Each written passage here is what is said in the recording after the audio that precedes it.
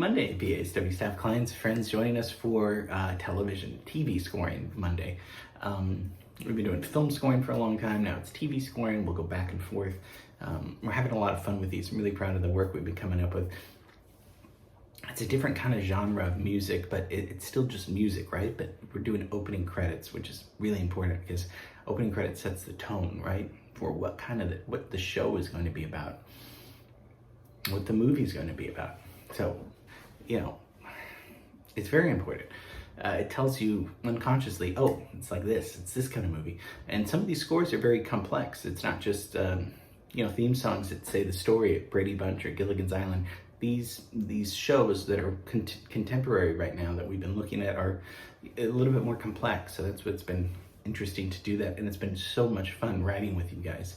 We'll do more of this. We'll continue it. It's really, really, really a lot of fun. I love it. So today we're going to look at another HBO show. Don't think I work for HBO. I'm not trying to plug it. Although now it's called Max, I think. But we're going to look at the dystopian kind of crazy series, Westworld. Do you know where you are? I'm in a dream. That's right, Dolores. You're in a dream. Have you ever questioned the nature of your reality?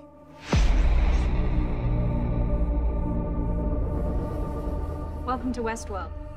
No orientation. No guidebook. All our hosts are here for you.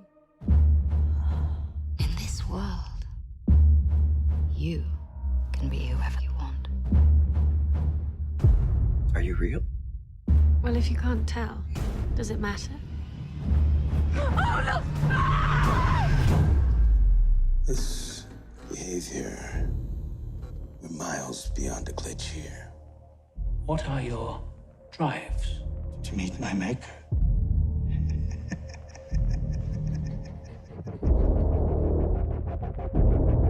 I'm terrified. I feel spaces opening up inside of me. Like a building with rooms I've never explored.